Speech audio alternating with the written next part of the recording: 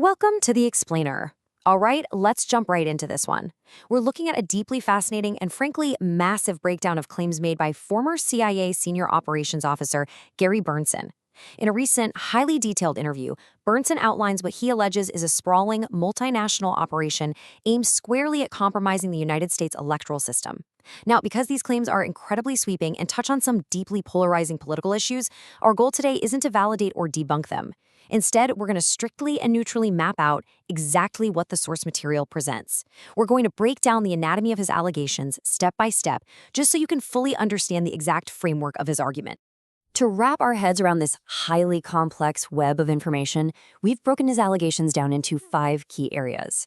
We're going to cover the central allegations, the global network, the alleged mechanism, claims against the intelligence community, and finally, Bernson's proposed solutions. We've got to start with this quote from Bernson. "This is the greatest crime against the United States since the Civil War." Right away, you get a sense of the stakes here. For him, this isn't just some bureaucratic glitch or a minor scandal. No, he characterizes this as a coordinated, multinational act of treason, literally a battle for the survival of the American Republic. Keeping that scale in mind is absolutely crucial for understanding the sheer breadth of the claims we're about to explore. All right, part 1, the central allegations, scale of the claims.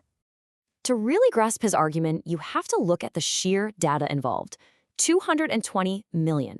Bernson alleges that during the 2020 election cycle, the People's Republic of China illicitly acquired 220 million U.S. voter files. I mean, think about that number. That is practically the size of the entire eligible voting population in the United States. He believes this was the largest compromise of election data in human history. So what's actually in those 220 million files? Well, Bernson claims this massive data theft gave foreign actors the exact sensitive info they'd need to manipulate the system. We're talking names, addresses, phone numbers, and social security numbers. It also allegedly captured political party preferences. But here's the wild part. He claims this data haul even included the active voter profiles of individuals who have been dead for the last 20 years. In his view, having this comprehensive database was the absolute foundational tool required for bad actors to engage in targeted electoral interference. Moving on to part 2, the global network, mapping the origins. This alleged operation wasn't just built overnight. The interview traces the origins of this specific election software way back to Venezuela in the late 90s. So Hugo Chavez gets elected legally in 1998, right? But fast forward to 2004, he's facing a recall election he's allegedly about to lose 60-40. Bernson explains that Cuban advisors supposedly stepped in, using source code built by Venezuelan engineers and hardware imported from Italy to magically flip that outcome to a 60-40 win. He claims this tech worked so incredibly well that it eventually bled into the U.S. market, starting in Cook County around 2006, setting the stage for the widespread manipulation he alleges culminated in the 2020 U.S. election. Now, who's supposedly funding and protecting this whole global operation? Bernson points to a transnational criminal enterprise called the Cartel de los Soles, the Cartel of the Suns, and he values their operations at a staggering $2.7 trillion. Trillion, with a T. He describes them as doing way more than just trafficking narcotics. He claims they run offensive operations alongside American adversaries, basically using their massive wealth to bankroll election interference and shield the entire operation from consequences. To manage an operation this massive, Bernson alleges there is a very specific global division of labor. He claims the original Venezuelan entity, Smartmatic, eventually sold its hardware assets to a Canadian startup known as Dominion. The arrangement, according to the interview, goes like this. Smartmatic allegedly runs and manipulates Lovo selections globally across roughly 70 countries, while Dominion specifically handles operations within the United States, utilizing that original Venezuelan software architecture. Which brings us to part 3, the alleged mechanism, how it works.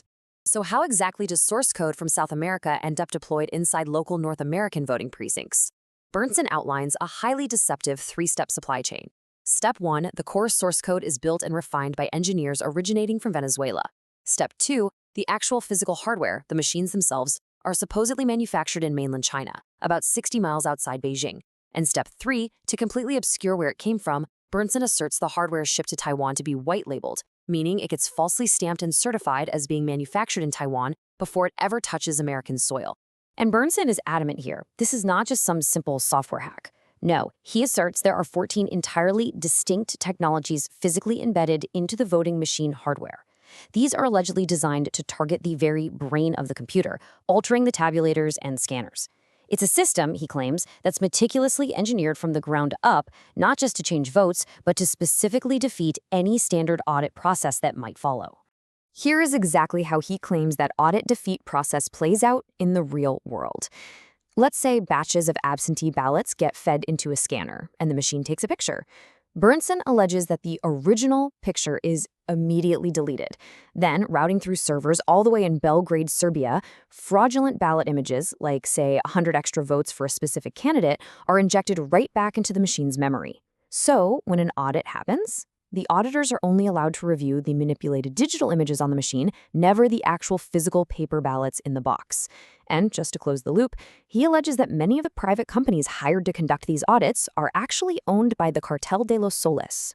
Okay, part 4. The intelligence community claims internal cover-up. Now we pivot stateside. And honestly, given his background as a CIA insider, this is where his allegations get incredibly intense. Bernson claims that he and his business partner, Martin Rodil, took their findings straight to senior FBI and CIA officials in Washington, D.C. But instead of getting an investigation opened, they were allegedly told to flee the city. This quote from a senior official who supposedly warned them that if the FBI found out they were investigating cartel election fraud independently, the agency would destroy their work and find a way to throw them in jail. According to Bernson, this threat actually forced him to live in Switzerland for an entire year just to keep working safely.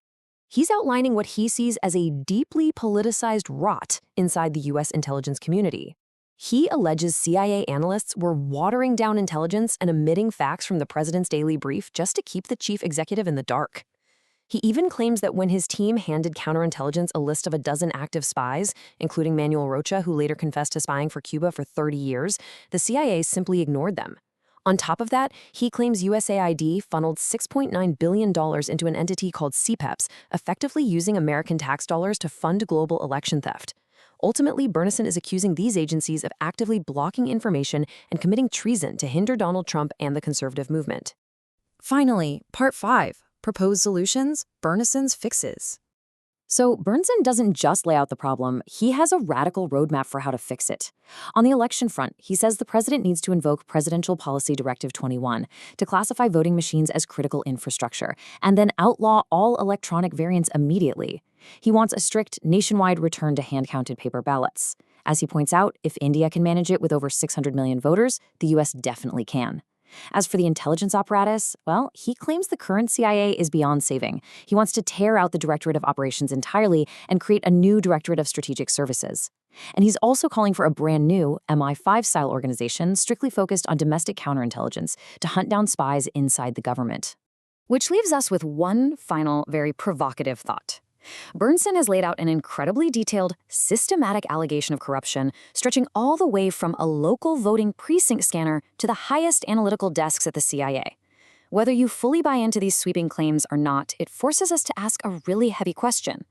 If an intelligence insider claims the entire system is compromised, how does a nation objectively verify the truth? What happens to a republic when trust in both its elections and its intelligence completely fractures? It's a huge question, for sure, and one that absolutely leaves you wanting to dig deeper into the mechanics of how these institutions actually operate.